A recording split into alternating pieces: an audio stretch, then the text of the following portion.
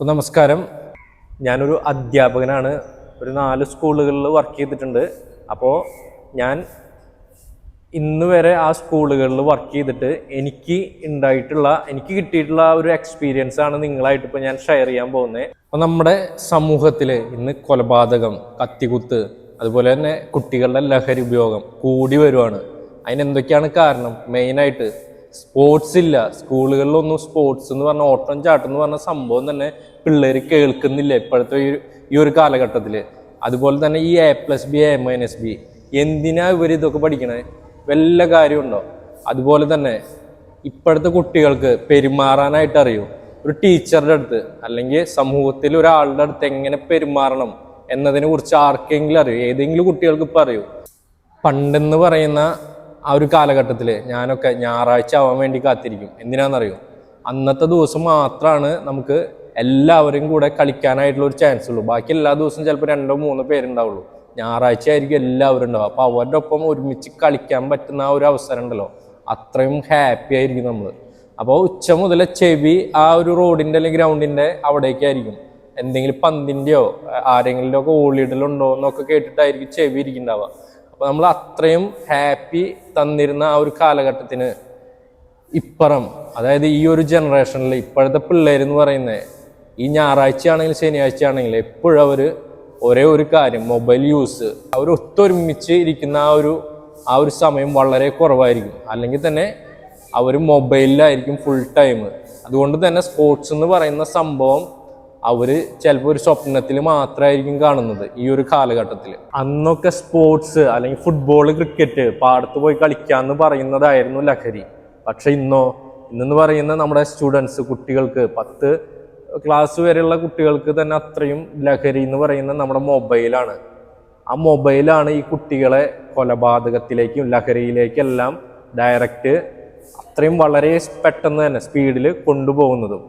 അപ്പോൾ ഞാൻ ഇനി പറയാൻ പോകുന്ന കാര്യങ്ങൾ, സ്കൂളുകളിൽ ഇന്നത്തെ നമ്മുടെ തൃശ്ശൂർ ടൗൺ തന്നെ എടുക്കുവാണെങ്കിൽ, ടൗൺ ഏരിയയിലുള്ള സ്കൂളുകളിൽ തന്നെ എല്ലാ കുട്ടികളും സിഗരറ്റ് തുടങ്ങിയിട്ടുള്ള എല്ലാ ലഹരികളും സ്കൂളിൽ വെച്ച് തന്നെ ഉപയോഗിക്കുന്നുണ്ട്. അത് ഞാൻ നേരിട്ട് കണ്ടിട്ടുള്ളതുമാണ്. പക്ഷേ അത്യാവശ്യം ടീച്ചേഴ്സ് എന്തായാലും കാണും ചെയ്യും, അവർക്ക് താക്കീത് കൊടുക്കുകയും ചെയ്യും. പിന്നെയും അവരത് ആവർത്തിക്കുമ്പോൾ അവർക്കത് ഒരിക്കലും തടഞ്ഞു നിർത്താൻ പറ്റില്ല. കാരണം എന്തെങ്കിലും ആക്ഷൻ എടുത്താൽ ഉടനടി ചിലപ്പോൾ അവർ പോയിട്ട് തൂങ്ങി മരിക്കുക, അങ്ങനെ എന്തെങ്കിലുമൊക്കെ ചെയ്താൽ ഡയറക്റ്റ് ടീച്ചേഴ്സും കൊടുക്കുകയും ചെയ്യും. അതുകൊണ്ട് തന്നെ ടീച്ചേഴ്സ് വീട്ടിലേക്ക് വിളിച്ച് ഒന്ന് പറയും. പക്ഷേ വീട്ടുകാരെന്ന് പറയുന്ന വ്യക്തികൾ, രക്ഷിതാക്കൾ, അവരാണ് ഏറ്റവും മർമ്മപ്രധാനമായിട്ടുള്ള ഇതിൻ്റെ എല്ലാത്തിനും കാരണമെന്ന് പറയാം. അങ്ങനെ സ്കൂളുകളിൽ ഉണ്ടാവുന്ന ആ ഒരു ലഹരി ഉപയോഗം കുട്ടികളുടെ വർദ്ധിക്കുന്നത് കാരണം കൊണ്ട് തന്നെ നമ്മുടെ ടീച്ചേഴ്സിനായാലും ആ സ്കൂളിലെ പ്രിൻസിപ്പലിനായാലും ഒരു പരിധിയുണ്ട് കുട്ടികളുടെ നമ്മളെ ശാസിക്കുന്നതിലും അവർക്ക് കാര്യങ്ങൾ പറഞ്ഞു കൊടുക്കുന്നതിലും. പിന്നെയും അവർ ആവർത്തിക്കാന്ന് വെച്ചാൽ ആ പ്രിൻസിപ്പലിനായാലും ടീച്ചേഴ്സിനാണെങ്കിലും ഒരേ ഒരു കാര്യം ചെയ്യാൻ പറ്റുള്ളൂ, വീട്ടിലേക്ക് വിളിച്ച് പറയാം. വീട്ടിലേക്ക് വിളിച്ച് പറഞ്ഞാൽ കുട്ടികളെ നോക്കുന്ന രക്ഷിതാക്കൾ എന്ന് പറഞ്ഞാൽ ആ ഒരു അവസ്ഥ പണ്ടായിരുന്നു. ഇപ്പം എന്ന് പറയുന്ന രക്ഷിതാക്കൾ എന്തെങ്കിലും പറഞ്ഞാൽ ചിലപ്പോൾ കത്തി കഴുത്തിൽ വെച്ചിട്ടായിരിക്കും ആ കുട്ടികൾ പേരൻസിൻ്റെ അടുത്ത് സംസാരിക്കുക. ആ ഒരു അവസ്ഥയിൽ ഈ ടീച്ചേഴ്സ് അവരെ വിളിച്ച് പറയുമ്പോൾ എന്തെങ്കിലും കാര്യം ഉണ്ടാവും? ഒരു കാര്യമില്ല. അപ്പോൾ നമുക്ക് എന്താ ചെയ്യാൻ പറ്റുക? ടീച്ചേഴ്സിനും പ്രിൻസിപ്പലിനും ഒന്നും ചെയ്യാൻ പറ്റില്ല. പക്ഷേ ചെയ്യാൻ പറ്റും. ചെയ്താൽ ടീച്ചേഴ്സിന് അല്ലെങ്കിൽ സ്കൂളിന് പേരുദോഷം വരും. അതുകൂടാതെ തന്നെ ആ കുട്ടികൾ, അത്രയും ലഹരിക്ക് അടിമപ്പെട്ടിട്ടുള്ള കുട്ടികൾ ആ സ്കൂളിൽ നിന്ന് പോയാൽ ആ സ്കൂളിൻ്റെ സ്ട്രെങ്ത് കുറയും. അപ്പോൾ 2 കാരണങ്ങളുണ്ട്. ടീച്ചേഴ്സിൻ്റെ ജോലി പോവും, അതൊരു കാരണം. എന്തെങ്കിലും പബ്ലിക് ഇഷ്യൂ ആയാൽ ടീച്ചേഴ്സിൻ്റെ ജോലി പോവും. അതുകൂടാതെ തന്നെ കുട്ടികൾ സ്കൂളിൽ നിന്ന് പോയാൽ ആ സ്കൂള് അടച്ചു പൂട്ടേണ്ട സ്ഥിതി വരും. അതുകൊണ്ട് തന്നെ ഇപ്പോഴത്തെ സ്കൂളുകളിൽ ഉള്ള ടീച്ചേഴ്സ് ആണെങ്കിലും പ്രിൻസിപ്പൾ ആണെങ്കിലും ഒരു ആക്ഷനും എടുത്തിട്ട് ഞാൻ കണ്ടിട്ടില്ല ആ സ്കൂളുകളിലൊന്നും. അപ്പം ഞാൻ പറഞ്ഞു വരുന്നത്, നമ്മുടെ സമൂഹമാണെങ്കിലും സ്കൂളുകളാണെങ്കിലും കുട്ടികളുടെ ലഹരി ഉപയോഗത്തിനെതിരെയുള്ള ഒരു ആക്ഷൻസും എടുക്കുന്നില്ല എന്നാണ്. അത് അവർ മുതലെടുക്കുകയും ലഹരി ഉപയോഗം അവരിൽ കൂടി വരുന്ന സ്ഥിതിയാണ് ഇപ്പോൾ ഞാൻ കണ്ടുകൊണ്ടിരിക്കുന്നത്. ഈ ഒരു അവസ്ഥ പ്രധാനമായും കാണുന്നത് നമ്മുടെ ഗവൺമെൻറ് സ്കൂളുകളിലാണ്. അതായത് ഗവൺമെൻറ് സാലറി കൊടുക്കുന്ന ടീച്ചേഴ്സ് ഉള്ള സ്കൂളുകളെ കുറിച്ചിട്ടാണ് ഞാനിപ്പോൾ പറഞ്ഞിട്ടുള്ളത്. അപ്പോൾ ആ ഒരു സ്കൂളുകളിലെ അവസ്ഥ ഇപ്പോൾ 100% ഇങ്ങനെ തന്നെയാണ്. അത് പുറത്തേക്ക് വിടുന്നില്ല എന്ന് മാത്രം. അതുകൊണ്ട് തന്നെ നമ്മുടെ ഗവൺമെൻറ് സ്കൂളുകളിൽ നിന്ന് അവർക്കൊപ്പമുള്ള കുട്ടികൾ അവിടെ നിന്ന് TC മേടിച്ച് CBSE സ്കൂളുകളിൽ പോയി ചേരുന്ന ആ ഒരു അവസ്ഥയാണ് നമ്മുടെ ഈ സമൂഹത്തിൽ നിലവിലുള്ളത്. ഈ ഒരു മൊബൈൽ കാരണം തന്നെ കുട്ടികൾ ഒരു 75% കുട്ടികൾ സ്കൂളുകളിലെ സ്പോർട്സിലോ മറ്റൊന്നിലും തന്നെ പങ്കെടുക്കുന്ന ആ ഒരു അവസ്ഥ ഇന്നില്ല. കാരണം അവർക്ക് മൊബൈൽ മതി. അതുകൊണ്ട് തന്നെ സ്പോർട്സ് ആര് വേണമെങ്കിലും എന്ത് വേണമെങ്കിൽ ഓടി ചാടി എന്ത് വേണമെങ്കിലും ആയിക്കോട്ടെ, സ്പോർട്സിൻ്റെ ദിവസം ഒരു 75% കുട്ടികളും ആബ്സെൻ്റ് ആണ് സ്കൂളുകളിൽ. കാരണം അവർക്ക് സ്പോർട്സിൻ്റെ വാല്യൂ എന്താണെന്നുള്ളത് അറിയില്ല. ആ സ്പോർട്സ് കൊണ്ടുണ്ടാക്കുന്ന മെൻ്റൽ ഫിസിക്കൽ ബെനിഫിറ്റ്സ് എന്താണെന്ന് അവർക്ക് അറിയുന്നില്ല. കാരണം പഠിപ്പിക്കാനുള്ള ആ ഒരു ടൈം മറ്റുള്ള ടീച്ചേഴ്സ് ഫിസിക്കൽ എഡ്യൂക്കേഷൻ ടീച്ചറിന് കൊടുക്കുന്നില്ല. അതാണ് പ്രധാനമായിട്ടുള്ള റീസൺ. അവിടെ നമ്മുടെ ഗവൺമെൻറ് ആണെങ്കിലും സമൂഹത്തിലെ ഉയർന്ന ഉദ്യോഗസ്ഥരാണെങ്കിലും സ്പോർട്സിന് ഇമ്പോർട്ടൻ്റ് കൊടുക്കുന്നില്ല എന്നുള്ളത് മറുവശം. ഇപ്പറന്ന് പറയുന്ന കുട്ടികൾ അതിലേക്ക് പോകാനായിട്ട് സ്കൂള് തന്നെ നിർബന്ധിക്കുന്നില്ല. അതാണ് രണ്ട് വശങ്ങൾ. നമ്മുടെ കുട്ടികളുടെ ടീനേജ് പ്രായത്തിലായിരിക്കും അവർക്ക് ഏറ്റവും കൂടുതൽ സ്റ്റഡി പ്രഷർ ഉണ്ടാവുക. ടീച്ചേഴ്സിൻ്റെ കയ്യിൽ നിന്ന് അതുപോലെ നമ്മുടെ സ്കൂളിൽ നിന്നെല്ലാം അത്രയും എഡ്യൂക്കേഷണൽ റിലേറ്റഡ് ആയിരിക്കും അവർക്ക് കൂടുതൽ പ്രഷർ ഉണ്ടായിരിക്കുക. ആ ഒരു സമയത്ത് അവരുടെ ആ ഒരു പ്രഷർ റിലീസാക്കാൻ പറ്റുന്നത് നമ്മുടെ PT പീരീഡാണ്. അപ്പോൾ ആഴ്ചയിൽ 2-3 PT പീരീഡ് അവർക്ക് ഉണ്ടാവും. ആ ഒരു PT പീരീഡ് ചിലപ്പോൾ 1, 2, 3 കിട്ടിയില്ലെങ്കിൽ അവരുടെ ആ പ്രഷർ എന്ന് പറഞ്ഞാൽ ഡബിളിൻ്റെ ഡബിളാവും. അപ്പോൾ ആ ഒരു അവസ്ഥയിൽ ടീച്ചേഴ്സ് ചിലപ്പം PT പീരീഡ് കടം മേടിക്കും. ഫിസിക്കൽ എഡ്യൂക്കേഷൻ ടീച്ചേഴ്സിൻ്റെ കയ്യിൽ നിന്ന് നമ്മുടെ സബ്ജക്റ്റ് ടീച്ചേഴ്സ് ഇത് കടം മേടിക്കും ഈ ഒരു പീരീഡ്. അപ്പോൾ കടം മേടിച്ചിട്ട് അവരെന്താ എടുക്കുന്നതെന്ന് വെച്ചാൽ ഈ A+Bൻ്റെ A-B, A+B ഹോൾ സ്ക്വയർ തുടങ്ങിയിട്ടുള്ള കാര്യങ്ങളാണ്.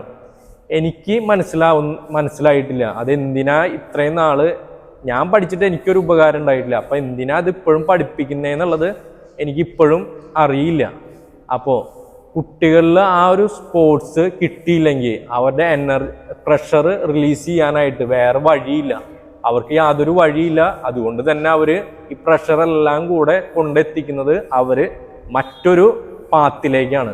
ആ പാത്ത് എന്ന് പറയുമ്പോൾ നമ്മുടെ ലഹരി, അതുപോലെ മൊബൈല്, ഇതെല്ലാം അവരിൽ കൂട്ടും. ആ ഒരു മൊബൈൽ യൂസ് ആണെങ്കിലും ലഹരിയുടെ യൂസ് ആണെങ്കിലും അവരിലേക്ക് അത് കൂട്ടിക്കൊണ്ടേയിരിക്കും ഈ സ്കൂളിൽ നിന്നുള്ള പ്രഷർ കാരണം. കൂടാതെ നമ്മുടെ വീടുകളിൽ കുട്ടികളുടെ അടുത്ത് പാരൻസ് എപ്പോഴും അത്യാവശ്യം പ്രഷർ അവർക്ക് കുട്ടികൾക്കും പാരൻസ് കൊടുക്കുന്നുണ്ട്. എപ്പോഴും പഠിക്കുന്നുള്ള ആ ഒരു ടോക്ക് കൊണ്ട് എപ്പോഴും. പക്ഷേ പാരൻസിന് ഈ ഒരു കാലഘട്ടത്തിൽ കുട്ടികളോട് സംസാരിക്കാനോ ഇടപഴകാനുള്ള സമയം വളരെ പരിമിതമാണ്. അവരും ജോലി കഴിഞ്ഞ് വന്ന് ഫുൾ ടൈം ഫോണിലായിരിക്കും അല്ലെങ്കിൽ വേറെ എന്തെങ്കിലും ആക്ടിവിറ്റിയിലായിരിക്കും. അപ്പോൾ യൂഷ്വലി നമ്മുടെ കുട്ടികൾ എന്തായിരിക്കും ചെയ്യുക? അവർ ചിലപ്പോൾ പഠിക്കില്ല. അവരുടെ മൈൻഡ് കൺവേർട്ടായിട്ട് മൊബൈലിലേക്കും ലഹരിയിലേക്കും പോകാനുള്ള ചാൻസ് വളരെ അധികമാണ്. നമ്മുടെ ഈ രക്ഷിതാക്കൾ എന്ന് പറയുന്ന പേരൻസ് അവർ ഒരിക്കലും വീട്ടിൽ നിന്ന് സ്കൂളിലേക്ക് പോവുകയോ ടീച്ചേഴ്സിനെ വിളിച്ച് വീക്കിലി കോണ്ടാക്ട് ചെയ്യുകയോ ഒന്നും തന്നെ ചെയ്യുന്നില്ല. സ്കൂളിലാണെങ്കിൽ അവർക്കൊരു സ്വർഗമാണ് കിട്ടുന്നത്. പിന്നെ ആരും ചോദിക്കാനില്ല, ഒന്നും ചെയ്യാനില്ല. സ്കൂളിൽ എന്ത് ചെയ്താലും ടീച്ചേഴ്സ് ഒന്നും പറയുന്നില്ല. ആ ഒരു അവസ്ഥയിൽ അവരുടെ ലഹരി ഉപയോഗം കൂടി ആ ഒരു ലെവലിലേക്ക് എത്തുവാണ്. അപ്പോഴാണ് നമ്മുടെ ഈ കൊലപാതകം, കത്തികുത്ത് തുടങ്ങിയിട്ടുള്ള കാര്യങ്ങളെല്ലാം ഉണ്ടാവുന്നത്. പറഞ്ഞു വരുന്നത് നമ്മുടെ ഈ ഇന്നത്തെ കുട്ടികൾ ടീച്ചേഴ്സിൻ്റെ അടുത്ത് ഇപ്പം എന്തെങ്കിലും ഒരു ഇഷ്യൂ ഉണ്ടായിട്ട് എന്തെങ്കിലും വർത്തമാനം പറഞ്ഞാൽ ടീച്ചേഴ്സിന് മിണ്ടാതിരിക്കാനേ നിവർത്തിയുള്ളൂ. കാരണം അവർ തിരിച്ച് അത്രയും ഹാർഷായിട്ടുള്ള രീതിയിലായിരിക്കും അവരോട് സംസാരിക്കുന്നതും പെരുമാറുന്ന ആ ഒരു രീതിയും. നമ്മുടെ പണ്ട് കാലഘട്ടത്തിൽ ഞാനൊക്കെ ഒരു ടീച്ചറുടെ അടുത്ത് പോവുകയാണെങ്കിൽ അത്രയും പേടിച്ചിട്ടായിരിക്കും പോവുക. പേടിയെന്ന് പറഞ്ഞാൽ നമുക്ക് ഒരു 10 മീറ്റർ അകലെ വെച്ച് തന്നെ ആ ഒരു പേടി തുടങ്ങും. അപ്പോൾ നമ്മൾ അടുത്ത് പോയിട്ട് നല്ല റെസ്പെക്റ്റോട് കൂടെ തന്നെയാണ് അവരെ ഒന്ന് വെൽക്കം ചെയ്ത് സംസാരിക്കുക നമ്മൾ. പക്ഷേ ഇപ്പോഴത്തെ കുട്ടികൾക്ക് ഒരു ടീച്ചറോട് എങ്ങനെ പോയി മിണ്ടണം, ടീച്ചറോട് എങ്ങനെ കാര്യങ്ങൾ പറയണമെന്നതിനെ കുറിച്ചിട്ടുള്ള വ്യക്തമായിട്ടുള്ളൊരു ഐഡിയ എന്ന് പറഞ്ഞിട്ടുള്ള ആ ഒരു ബോധ്യം ഇല്ല ഇപ്പോഴത്തെ കാലഘട്ടത്തിൽ. അപ്പോൾ നമ്മൾ എന്താ ചെയ്യേണ്ടതെന്ന് വെച്ചാൽ, സ്കൂളുകളിൽ ഏതൊരു കുട്ടിയും എന്ത് തെറ്റായിട്ടുള്ള രീതിയിൽ കാര്യങ്ങൾ ചെയ്താലും തക്കതായിട്ടുള്ള ശിക്ഷ കൊടുക്കുക മെയിനായിട്ട്.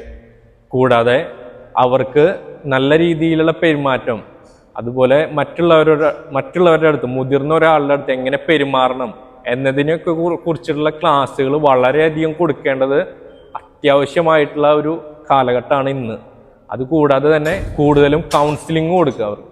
പിന്നെ പണ്ട് കാലഘട്ടത്തിൽ ഞങ്ങളുടെ എല്ലാം ജനറേഷനിൽ ഞങ്ങൾക്ക് ഇഷ്ടം പോലെ ചീത്തയും കിട്ടിയിട്ടുണ്ട്, അടിയും മേടിച്ചിട്ടുണ്ട്.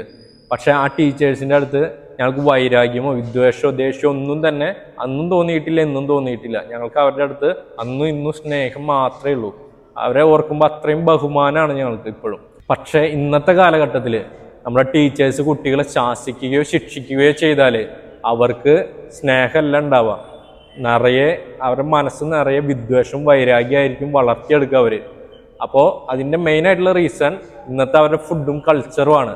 അതുകൊണ്ട് തന്നെ ടീച്ചേഴ്സിൻ്റെ അടുത്ത് അവർക്ക് യാതൊരു സ്നേഹമില്ല. പണ്ടത്തെ ആ ഒരു ബോണ്ടിങ്ങോ അവർ തമ്മിലുള്ള ആ ഒരു സ്നേഹം നിറഞ്ഞിട്ടുള്ള ആ ഒരു റിലേഷൻഷിപ്പോ ഇന്നത്തെ കാലഘട്ടത്തിൽ സ്കൂളുകളിൽ ഒരു 100% കാണാൻ പറ്റില്ല. കാരണം അവർ വീടുകളിൽ നിന്നേ ആ ഒരു ശൈലിയാണ് അവർ പഠിച്ചെടുക്കുന്നത്. അതുകൊണ്ട് തന്നെ ടീച്ചേഴ്സ് പ്രതീക്ഷിക്കുന്നതിനേക്കാൾ ഓപ്പോസിറ്റ് ആയിട്ടായിരിക്കും അവർ ടീച്ചേഴ്സിൻ്റെ അടുത്ത് പെരുമാറും കൂടെ ചെയ്യുക. ആ ഒരു സ്നേഹം ഉണ്ടാക്കിയെടുക്കണമെങ്കിൽ കുട്ടികളിലുള്ള ആ ഒരു മൈൻഡ്, ആ ഒരു പ്രഷറെല്ലാം കളഞ്ഞ് സ്പോർട്സിലേക്ക് എങ്ങനെയും ഇൻവോൾവ് ചെയ്യിപ്പിച്ചിട്ട് വേണം നമ്മൾ ആ ഒരു സ്നേഹം ഡെവലപ്പ് ആക്കി എടുക്കാനായിട്ട്. ഇന്നത്തെ കുട്ടികളുടെ മെൻ്റൽ സ്ട്രെസ് അല്ലെങ്കിൽ പ്രഷർ അവരിൽ നിന്ന് പോകണമെങ്കിൽ, റിലീസ് ആവണമെങ്കിൽ അവർക്ക് ഇഷ്ടമുള്ള നല്ല രീതിയിൽ അവർക്ക് ഇഷ്ടമുള്ള കാര്യങ്ങൾക്ക് വേണ്ടിയിട്ടുള്ള ആ ഒരു ഡോറ്, ആ ഒരു പാത്ത് നമ്മുടെ സ്കൂളുകളിലാണെങ്കിലും വീട്ടിലാണെങ്കിലും തുറന്നു കൊടുക്കുക. അതിനായിട്ടുള്ള ബെറ്റർ ആയിട്ടുള്ള ഓപ്ഷനാണ് നമ്മുടെ ഫിസിക്കൽ എഡ്യൂക്കേഷൻ അല്ലെങ്കിൽ സ്പോർട്സ് എന്ന് പറയുന്നത്. ആ സ്പോർട്സിലേക്കോ അല്ലെങ്കിൽ കൾച്ചറൽ ആക്ടിവിറ്റീസിലേക്കോ അവരുടെ മൈൻഡിനെയും അവർക്ക് ആ കൊടുക്കുന്ന ടൈമും കൂടുതലും ഇൻവോൾവ് ചെയ്യിപ്പിക്കാനായിട്ട് നമ്മുടെ സ്കൂളിലാണെങ്കിലും പേരൻസ് ആണെങ്കിലും മാക്സിമം ശ്രദ്ധിക്കുക.